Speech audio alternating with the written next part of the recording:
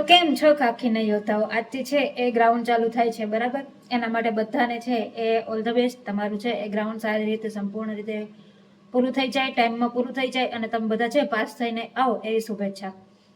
અને બીજી વાત એ કે હવે ગ્રાઉન્ડ છે જે લોકોનું ક્લિયર થઈ જાય છે, બરાબર, એ લોકોના મનમાં અમુક મને ઇન્સ્ટાગ્રામમાં બી એવી કોમેન્ટો હતી કે બેન હવે આપણે છે એ વાંચવાનું ચાલુ કરીએ તો શું કોન્સ્ટેબલ કે પીએસઆઈ બની શકાય, કે કેવી રીતે વાંચવું, શું કરવું, એના વિશે થોડીક વાત કરજો. તો આજનો વિડીયો છે આપણે એના રિલેટેડ છે. તો પહેલી વાત તો એ કે પીએસઆઈ માટે છે ને આમ થોડુંક એમ કેવું તમારે વધારે અઘરું કહી શકાય, કારણ કે તમે અત્યાર સુધી કંઈ તૈયારી જ નથી કરી, બરાબર, અને તમે લોકો હવે તૈયારી કરવા ઈચ્છો છો, એનો મતલબ એમ કે તમારે છે એ કોરી પાટીમાં છે એકડે એકથી ઘૂંટવાનું છે. અને તમારે છે માત્ર ખાલી એમસીક્યુ બેઝ નથી કરવાનું, તમારી સાથે થિયરી બી કમ્પ્લીટ કરવાની છે. તમારે 100 માર્ક્સનું મેથ્સ રીઝનિંગ છે, એમાં બી તમારે 40% ક્રાઇટેરિયા પૂરો કરવાનો છે. પાર્ટ બી છે એમાં જીએસના સબ્જેક્ટ છે બધા એ બી કમ્પ્લીટ કરવાના છે, એમાં બી માર્ક્સ કવર કરવાના છે. અને એક મહત્વની વાત એ કે જેવું છે માર્ચ મહિનામાં ગ્રાઉન્ડ કમ્પ્લીટ થઈ જશે એટલે એમ માની લો કે પીએસઆઈની એક્ઝામ એપ્રિલ મહિનામાં આવી જશે. અને પીએસઆઈનું છે એમાં બંને પેપર એક દિવસે જ હોય છે. એવું નથી હોતું કે તમે પેપર 1માં પાસ થાવ પછી તમારે પેપર 2 દેવા જવું પડે, એવું નથી હોતું, બરાબર, જેવી રીતે બાકી એસટીએમ અને ડીવાયએસઓમાં હોય છે એવી રીતે નથી હોતું.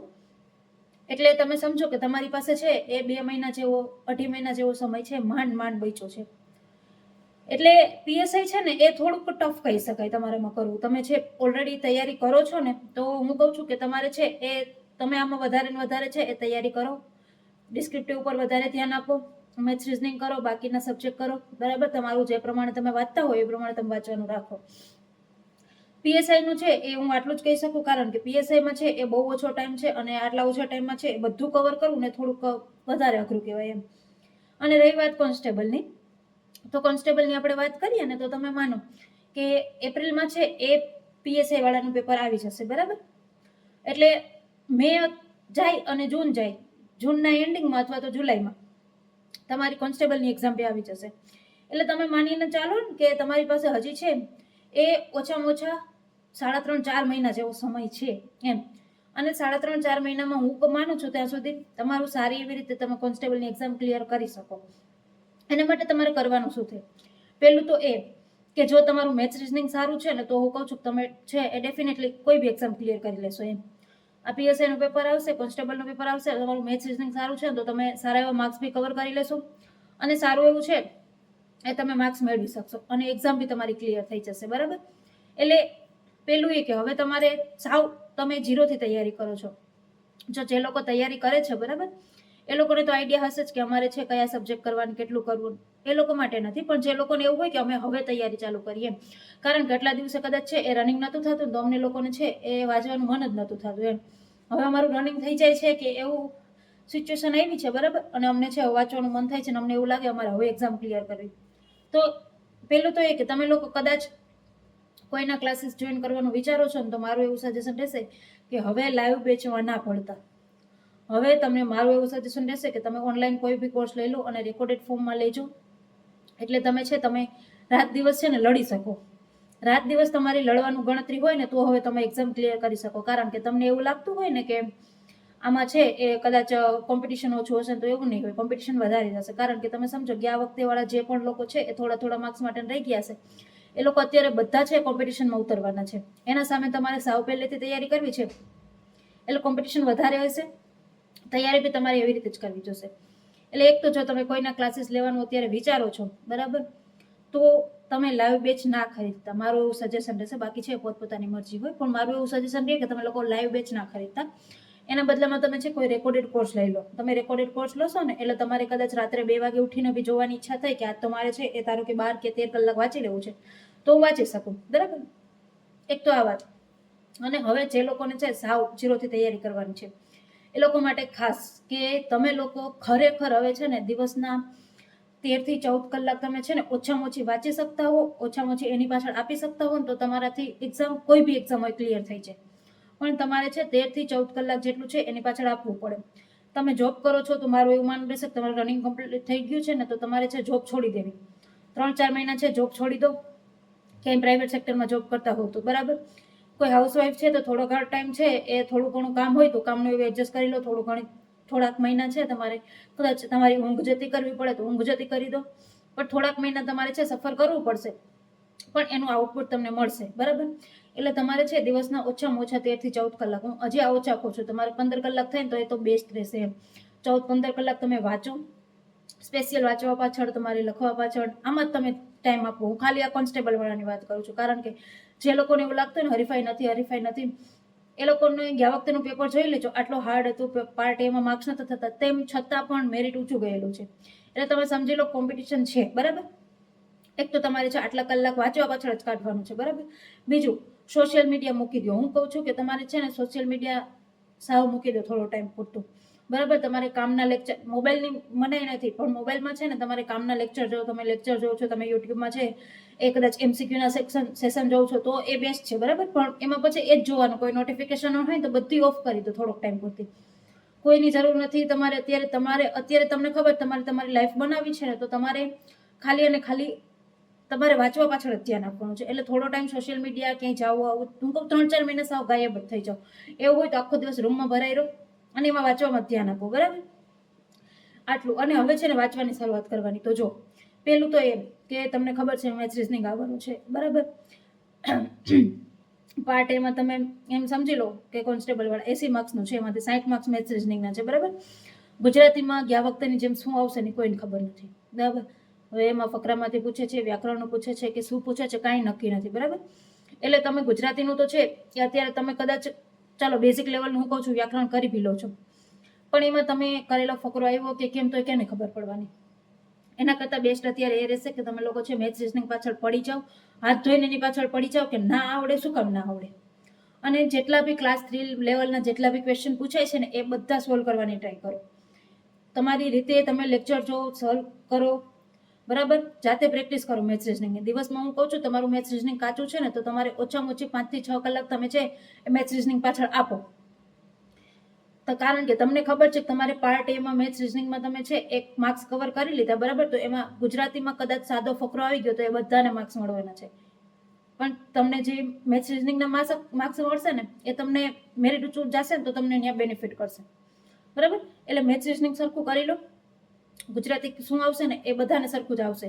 ગયા વખતેની જેમ કદાચ વ્યાકરણ પૂછે છે, બરાબર, નથી આવડતું તો બધાને નથી આવડતું. પછી એમાં કોઈક જોઈએ જે અમુક મહાનુભાવો હોય ને એ લોકો છે તુક્કા મારવા જાય ને મારો અઠે સાચો પડી જાય તો એના હામાં માર્ક્સ જાય. બાકી એ જે લેવલનું વ્યાકરણ હતું ને એ ગુજરાતીના શિક્ષકોને બી છે એમાં પ્રોબ્લેમ આવી હતી. એટલે તમે સમજી લો કે તમે તો છે સ્ટુડન્ટ છો, એ લોકો આટલા વર્ષથી ભણાવતા હોય તો પણ એ લોકોને પ્રોબ્લેમ આવી હોય તો તમને કેમ આવડી છે. એટલે એક તો આ કરી લો, બરાબર. પાર્ટ એમાં તમને કીધું એવી રીતે મેથ્સ અને રીઝનિંગમાં તમારે દિવસના છે એ ઓછામાં ઓછા તમને સાવ નથી આવડતું ને 4-5 કલાક આપો ને આપો. અને ખાલી આપવા ખાતર નહીં કે ખાલી લેક્ચર જોવા ખાતર નહીં, પણ છે ને એમાં તમે વાંચવાનું, એના દાખલા, તમે દાખલાની રકમ જોવો, તમે કેવી રીતે સોલ્વ થાય છે, પેન પેપર લઈને બેસો, સોલ્વ કરો, બરાબર. બીજું એ પાર્ટ એમાં તમે આવી રીતે કરશો. તમારે પાર્ટ એમાં છે એ જો ગયા વખતે પેપર હતું એવી રીતે પેપર આવશે એટલે પાર્ટ એમાં માર્ક્સ કવર કરવા અઘરા બનશે, બરાબર. એટલે એના માટે ખાસ કે પાર્ટ એમાં છે તમે લોકો રહી ના જાઓ, ગુજરાતીના ભરોસે ના રહેતા. હજી આ ચેતવું એટલા માટે છું, ઘણા લોકોએ ગયા વખતે એવું જ કર્યું હતું કે રીઝનિંગમાં અને ગુજરાતીમાં માર્ક્સ કવર કરી લેશું, મેથ્સ મૂકી દઈએ. આ મોટી ભૂલ થઈ હતી. એટલે વારે વારે આ વાત કહેવાનો એકનો એક છે એ પોઈન્ટ એટલે જ છે કે તમે લોકો છે એ આવી ભૂલ ના કરો એમ. એટલે ગણિત રીઝનિંગમાં છે તમે સરખા સારા એવા માર્ક્સ કવર કરી લો. એક વખત તમને એ સબ્જેક્ટ આવડી ગયા ને તો તમને છે એ ખબર પડી જ જશે કે આમાં છે રોકડા માર્ક્સ છે, બરાબર. અને ગણિત રીઝનિંગમાં તમને એવું હોય કે અમને સમજાતું નથી કયા ચેપ્ટર પહેલા કરવા કયા પછી કરવા, તો એના માટે આપણી ચેનલ પર પ્લેલિસ્ટમાં વિડીયો છે, તમે જોઈ લેજો. તમને ખરેખર બેનિફિટ થશે કે કયા ચેપ્ટર આપણે કદાચ હવે આપણે સ્કીપ કરવા હોય તો કયા ચેપ્ટર આપણે સ્કીપ કરી શકીએ ને કયા ચેપ્ટર આપણે પહેલા કરવા, બરાબર. એટલે ગણિત રીઝનિંગની આ વાત થઈ. પછી આવશે બંધારણ. 30 માર્ક્સનું બંધારણ છે અને રોકડું પૂછાય છે એમ, રોકડા માર્ક્સ આપે ને એવું બંધારણ હોય છે. એટલે તમારું મેથ્સ રીઝનિંગ થાય છે સાથે સાથે બંધારણનું કરો. ઘણા લોકો શું હોય ખબર, જીસીઆરટી ને એનસીઆરટી લઈને બેસી જાય. ભાઈ જીસીઆરટી એનસીઆરટીમાંથી એટલા ક્વેશ્ચન નથી આવતા. ઘણા લોકો એમ કે જીસીઆરટી કરવું પડે, એનસીઆરટી કરવું પડે. જીસીઆરટી એનસીઆરટી મેં બી વાંચેલી છે, સાવ બેઝિક લેવલનું એમાં આપેલું છે. તમને છે એમાં અમુક તો તમને એવા નામ બી નહીં મળે જે તમને પેપરમાં આવશે. એટલે સાવ જીસીઆરટી એનસીઆરટી શરૂઆત નહીં કરવાની. પહેલા બંધારણ કરો. 30 માર્ક્સનું બંધારણ છે. તમે સમજો કે તમારા પેપરમાં છે એ 200 માર્ક્સમાંથી તમને 30 માર્ક્સનું બંધારણ આપે છે ને એમાં તમે એમાં સારી એવી તૈયારી કરો ને તો હું કહું છું તમે મિનિમમ 26 થી 27 માર્ક્સ તમે 30 માર્ક્સમાંથી કવર કરી લો, કારણ કે બંધારણના ક્વેશ્ચન છે ને એવા જ પૂછાય છે. એટલે એક તો બંધારણ એના પછી કરી લો, બરાબર. અને આ ક્યારે થશે ખબર બધું, અને તમારે એવું હોય કે થોડું ઉપર છેલ્લું વાંચી લો એવું નહીં, તમારે છે ને એ બધું ડીપમાં બી વાંચવું પડશે. અને આ ક્યારે થશે તમને કહું છું ને, દિવસના તમે 14-15 કલાક આપો ને એની પાછળ, તો બધા સબ્જેક્ટ કવર થઈ જશે. બંધારણ તમારે થઈ જાય, એના છે પીવાયક્યુ જો કેવા આવે છે, શું છે, ગયું પેપર જોઈ લો, એના આગલું પેપર જોઈ લો, બરાબર. હમણાં ક્લાસ 3 ના જે પણ પેપર લેવાના એ બધા જોઈ લો, એના લેવલના છે એ MCQ આવશે. એક બંધારણનું કરી લો, એનાથી આગળ છે એ ઇતિહાસ, ભૂગોળ, વારસો, આ બધામાંથી છે થઈને 50 માર્ક્સનું કે પૂછાય છે, બરાબર, કોન્સ્ટેબલમાં. તો એ તો છે એ મોટે ભાગે બધા શરૂઆત કરે ત્યારે મને ખબર છે, હું ખુદ પણ ઇતિહાસ, ભૂગોળ, વારસાથી જ કરું જ્યારે પણ શરૂઆત કરવાની હોય વાંચવાની, કારણ કે આપણને મજા આવે, આપણને થોડું ઘણું પહેલાથી ભણેલું હોય, આપણને ખબર હોય, બરાબર. એટલે આપણે છે એ ભણવાની મજા આવે, એમ થાય કે આ તો બહુ મજા આવે છે, ક્યાં કયું યુદ્ધ થયું, પછી એ યુદ્ધ છે ને જ્યારે પેપરમાં પૂછે ને ત્યારે ઓહાણે ના આવે એમ. એટલે એ પણ સરખું કરી લો. કે પછી તમારી ઇતિહાસ, ભૂગોળ, બંધારણ થઈ ગયું, તમારું મેથ્સ રીઝનિંગ થઈ ગયું, પછી ઇતિહાસ, ભૂગોળ, વારસામાં ધ્યાન દો. પછી તમે છે એ કરંટ અફેરના ડેઇલી લેક્ચર જોવાનું રાખો, અને બહુ છે કરંટ અફેરમાં નહીં ઉતરી જવાનું ડીપમાં. આ હું એટલા માટે કહું છું કે હમણાં STA ની એક્ઝામ ગઈ, બરાબર. ઘણા લોકોએ છે 3 મહિનાનું, 6 મહિનાનું, એક વર્ષના કરંટ અફેર કર્યા, ને કરંટ અફેરમાં ડાયરેક્ટ કરંટ અફેરમાંથી ક્વેશ્ચન જ નહોતું. આડકતરી રીતે અમુક પૂછાયેલા હતા, પણ ડાયરેક્ટ ક્વેશ્ચન જ નહોતા. તમે વિચાર કરો. એટલે કરંટ કરવાનું, ડેઇલી કરવાનું, કારણ કે હવે છે 4 જ મહિના છે ને તમારું ઓછામાં ઓછું 6 મહિનાનું તો કરંટ કરવાનું છે. એટલે કરંટ ડેઇલી કરવાનું રાખવું પડે છે, એમાં પછી સાવ ના ઉતરી જવાનું. ઘણા લોકોના ક્વેશ્ચન હોય કે અમારે કરંટ ક્યાંથી કરવું. કોઈ બી એકેડમી હોય એનો ડેઇલી કરંટ અફેરનો લેક્ચર યુટ્યુબ પર ફ્રી એમાં આવતો જ હોય છે.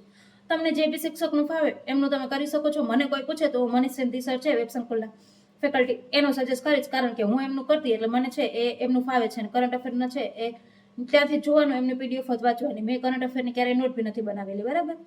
એટલે તમે કરંટમાં આ કરી શકો. પછી રહ્યો સાયન્સ એન્ડ ટેક અને જનરલ સાયન્સ. જો હવે છે ને જનરલ સાયન્સ કોન્સ્ટેબલમાં છે ને મોટે ભાગે જનરલ સાયન્સ વાળું પૂછાય છે, બરાબર. ડિફેન્સ વાળું હોય છે પણ ઓછું હોય છે, કરંટ રિલેટેડ ડિફેન્સ વાળું હોય છે. બાકી ડિફેન્સ વાળાને જે બીજા છે એ ચેપ્ટર ઓછા આવતા હોય છે. જનરલ સાયન્સ આપણે રોજિંદા જીવનમાં જે પણ છે એ નોર્મલ આવતું હોય છે એ પૂછાય છે. એના માટે છે હું તમને સજેસ્ટ કરીશ કે તમે છે એ અકરમ સાહેબની વાવાઝોડું કરીને સિરીઝ છે ને NCERT નું વાવાઝોડું કરીને, એ તમે જોઈ લો. તમે ખાલી વાવાઝોડું અકરમ સર સર્ચ મારશો ને તો બી તમને મળી જશે. એમાં છે મોટે ભાગે બધું સાયન્સનું કવર એ સરે કરેલું છે. અને તમારાથી છે એમાંથી કદાચ કોઈ દાખલો આવે છે, કોઈ બે કઈ આવે છે તો તમને એ ક્લિયર તમારે થઈ જશે. એટલે તમે સાયન્સ માટે આ કરી શકો છો. પછી બીજું હોય છે જનરલ નોલેજ. ઘણા લોકો મને આ પૂછતા હોય છે જનરલ નોલેજ ક્યાંથી કરવું, કોનું કરવું, એમ કઈ બુક. તમારી પાસે કોઈ બી બુક હોય, જનરલ નોલેજ છે બેઝિક લેવલનું કરી લેવાનું, કારણ કે તમે એમ સમજો કે જનરલ નોલેજના ભાગરૂપે છે કદાચ ક્યારેક કોમ્પ્યુટરનો ક્વેશ્ચન પૂછી લે, ક્યારેક છે એ જે રીતે PSIમાં વ્યાકરણ નહોતું તેમ છતાં પણ PSIમાં છે એ પાર્ટ 2માં આપેલા હતા, પાર્ટ B હતો જી, બરાબર. એમાં છે વ્યાકરણના અમુક ક્વેશ્ચન હતા. તો એ અમુક હોય છે એ ક્વેશ્ચન જતા કરવાનો હોય છે. બાકી છે બેઝિક લેવલનું કોઈ બી પબ્લિકેશન આપણે તમને જે ફાવે ને એ પબ્લિકેશન લઈ લેવાનું, એના જનરલ નોલેજનો છે એ બુક વાંચી નાખવાની. અને બાકી છે હું કહું છું કે જે પણ કોન્સ્ટેબલમાં છે ને તમારી પાસે સમય છે ને સબ્જેક્ટ ઓછા છે, PSI વાળાને પૂછજો ખાલી. એ લોકોને છે એ સાથે સાથે ઇકોનોમી બી કરવાનું આવે છે, પબ્લિક એડમિનિસ્ટ્રેશન બી કરવાનું આવે છે, બરાબર, એન્વાયરમેન્ટ બી કરવાનું આવે છે. અને એમાંથી સારું એવું વેઇટેજ છે એ બધા સબ્જેક્ટનું. અને એની સામે છે ને કોન્સ્ટેબલ PSIમાં એટલું વેઇટેજ નથી બાકીના સબ્જેક્ટનું. જનરલ નોલેજના ભાગરૂપે કદાચ તમને પૂછે, બાકી તમને એમ સમજો કે બંધારણ 30 માર્ક્સનું, ઇતિહાસ, ભૂગોળ, વારસો 50 માર્ક્સનું, 80 માર્ક્સ એ થઈ ગયા, બરાબર. વધુ શું કરંટ અફેર ને જનરલ નોલેજ ને સાયન્સ એન્ડ ટેક, બરાબર, જનરલ સાયન્સ ને એ કંઈક થઈને 40 માર્ક્સનું હોય છે. તો તમે છે એ જનરલ નોલેજ એક અને કરંટ અફેર અને સાયન્સ એન્ડ ટેક આ બધામાંથી ઓલમોસ્ટ છે કરંટ રિલેટેડ ડેટા હોય ને એમાંથી ક્વેશ્ચન આવતા હોય છે. એટલે તમે સમજો તમારી પાસે સબ્જેક્ટ ઓછા છે, ટાઈમ વધારે છે, તમે દિવસના તમને જે બી રીતે શેડ્યુલ ફાવે એ રીતે દિવસના છે ઓછામાં ઓછા 15-16 કલાક વાંચવાનું રાખો ને તો હું કહું છું કોઈ બી એક્ઝામ હોય અત્યારે તમે કોન્સ્ટેબલની એક્ઝામ છે આરામથી પાસ કરી શકો. પણ સાથે છે તમારે મેથ્સ રીઝનિંગમાં થોડીક પકડ સારી એવી હોવી જોઈએ, તમને ગણતરી કરવી ઉકલવી જોઈએ. બાકી ઘણા લોકોને એવું કે વાંચવું જ નથી ઉકલતું, તો હું એનું કંઈ સોલ્યુશન ના હોય, જાતે વાંચવું પડે, તમારે જાતે કરવું પડે તો તમને ફાવી જાય. એટલે જે પણ લોકોને હતું ને કે બેન અમને હવે અમારે તૈયારી કરવી તો કેવી રીતે કરવી, તો પહેલાં છે મેથ્સ રીઝનિંગની પ્રાયોરિટી આપો. તમે છે આપણે બંધારણની પ્રાયોરિટી આપો, બરાબર. એ બે સબ્જેક્ટ પહેલાં એટલું કરી નાખો. પછી તમે છે ગુજરાતીનું તમારે એવું હોય કે મારે ગુજરાતી બી કરવું છે તો તમે ગુજરાતીનું છે એ થોડું ઘણું બેઝિક લેવલનું વ્યાકરણ હોય તમે જોઈ શકો. બાકી છે એ ફકરા ઉપરથી આવશે. અમુક ફકરા તમને સાવ સિમ્પલ હશે, જેમ ગઈ ભરતીમાં હતા કે એમાં બેઠા તમને છે એ સવાલના જવાબ મળી જતા હતા. અને અમુક ફકરા એવા હતા જે વ્યાકરણના હતા, બરાબર, એ ખબર જ હતી, કોઈ નથી આવડવાનું, તો પછી સ્કીપ કરવાનું હોય. પેપરમાં છે કે આ એક ઇમ્પોર્ટન્ટ ફેક્ટર હોય કે તમારા લોકો નથી આવડતું તો હવે મારે ઈમાનદારીથી એ કરી નાખવાનું. બહુ છે એ મને આવડે કે તું કે હાચા પડી જાય એવું નહીં કરવાનું. એનાથી શું થાય, તમારે આવતા હોય ને એ માર્ક્સ સામે જતા રહીએ અને નેગેટિવ માર્ક્સ વધી જાય ને એ પછી તમને હેરાન કરે. એટલે આવું નહીં કરવાનું, બધા કરવાનું છે. એ ધોળ નહીં રાખવાની કે મારે છે એ કોઈ તમારા ફ્રેન્ડે છે ગઈ ભરતીમાં છે એ 190 ટીક કરેલા હતા અને 180 ટીક કરેલા હતા. હું ખુદ કહું, મેં ગઈ ભરતીમાં પોલીસના પેપરમાં છે એ 165 કે એટલાય ટીક નહોતા કરેલા. કારણ કે તમે સમજો કે તમને નથી આવડતા તો પછી તમારે એ મૂકવા જ પડે એમ. તમને ખબર જ છે કે એ નથી થતા તો પછી મૂકી દેવાના હોય, એ જ કરી નાખવાનું. એમાં પછી તમારે મગજે નહીં મારવાનું કે મને મેથ્સનો આ દાખલો નથી આવડતો તો પૂરું મૂકી દેવાનું. એટલે એક આ પણ ખાસ ધ્યાન રાખવાનું. અને બાકી છે તમને જેટલા સબ્જેક્ટ છે તમે એટલા કરી લો. બાકી જ્યારે પણ પેપર આવશે ને ત્યારે આ વિશે બી આપણે વિડીયો બનાવશું કે તમારે કેવી રીતે અટેમ્પ કરવા, શું કરવું, એના વિશે બી આપણે વાત કરશું. પણ અત્યારે જે લોકોનો ક્વેશ્ચન હતો ને કે બેન હવે તૈયારી કરવી હોય તો શું કરવું એમ, તો હવે છે તમે તૈયારીમાં તમે કીધા એટલા સબ્જેક્ટ તો પહેલાં છે એ ખાસ કરી લો, દિવસના ઓછામાં ઓછું. બાકી અત્યારે બધું સાઈડમાં મૂકી અને 15-16 કલાક વાંચવાનું રાખો, તમે આરામથી એક્ઝામ ક્લિયર કરી લેશો. હું કહું છું તમે લોકો પાસે હજી એટલો ટાઈમ છે. તમે 4 મહિના ચાલીને ચાલો ને, બરાબર, તમારી પાસે ધારો કે 4 મહિના છે, 4 મહિનાના 30 દિવસો લેખો, 4 તેરી 12, 120 દિવસ થયા. એમાં તમે ખાલી 10 કલાક વાંચો ને તો પણ તમારી 1200 કલાક થાય. અને તમે સમજો 1200 કલાકનો સમય તમે લોકો શું એક્ઝામ ક્લિયર ના કરી શકો? 1200 કલાક તમે છે સ્પેશિયલ બેસીને વાંચ્યું હોય, મોક ટેસ્ટ આપી હોય, તમે MCQ સોલ્વ કર્યા હોય, તમે એમ કહો 1200 કલાક એટલી વાંચેલી હોય, બરાબર, તમે એક્ઝામ ક્લિયર ના કરી શકો, એવું ના બને. પણ એની પાછળ તમારે છે દિવસ રાત આપવા પડે. અત્યારે તમારી 2 કલાકની અંદર કદાચ ઓછી થાય ને તો વાંઈ વાંધો નહીં, ચાલી જશે. અત્યારે તમે ફ્રેન્ડ્સ જોડે નહીં બેસો ને તો ચાલી જશે. અત્યારે તમે સોશિયલ મીડિયા યુઝ નહીં કરો તો ચાલી જશે. એક વખત તમારી એક્ઝામ ક્લિયર થઈ ગઈ ને પછી હું કહું છું આરામથી તમારે જેટલા વિડીયો બનાવો એટલે બનાવજો, જેટલી વખત છે તમારે સોશિયલ મીડિયા જોવું હોય જોજો. આખો દિવસ તમે મોબાઈલ લઈને બેઠા રહેશો ને એક વખત એક્ઝામ ક્લિયર થઈ ગઈ ને તમને કોઈ નહીં બોલે. પણ જો તમે છે અત્યારે છે મોબાઈલ જોવામાં એમાં બધીમાં રહ્યા, બરાબર, કે મોબાઈલ જોવા છે, પ્રસંગ છે, કોઈ એ અટેન્ડ કરવા છે, ફેસ્ટિવલમાં જવું છે, પછી અમારે તો છે એ ફ્રેન્ડ્સ જોડે જવું છે, તો પછી જ્યારે રિઝલ્ટ આવશે ને ત્યારે પણ છે પછી તમને બધા આના જ છે મેળા મારશે કે મોટે ઉપાડે છે તૈયારી કરતો હતો, આમ કરતો હતો, તેમ કરતો હતો, ના થયું, બરાબર. એના કરતાં અત્યારે તમે તમારા ખુદ માટે દિવસની 10-15 કલાક કાઢી લો, આરામથી એક્ઝામ ક્લિયર થઈ જશે. અને આના સિવાય તમને કંઈ બી ક્વેશ્ચન ઉદ્ભવતો હોય મનમાં, કોમેન્ટમાં જરૂરથી પૂછજો. હું છે ને સમય મળે બધાની છે એ કોમેન્ટનો જવાબ આપવાની ટ્રાય કરીશ. પણ તમે આટલું કરો. તમને છે કોઈ સબ્જેક્ટમાં કાંઈ પણ પ્રોબ્લેમ આવે છે તમે કોમેન્ટ કરજો. બાકી તમે, હું માનું છું ને ત્યાં સુધી આટલા સમયમાં એક્ઝામ ક્લિયર થઈ જ જશે, બરાબર. અને બાકી છે આપણે મળશું નવા વિડીયોમાં નવી માહિતી સાથે.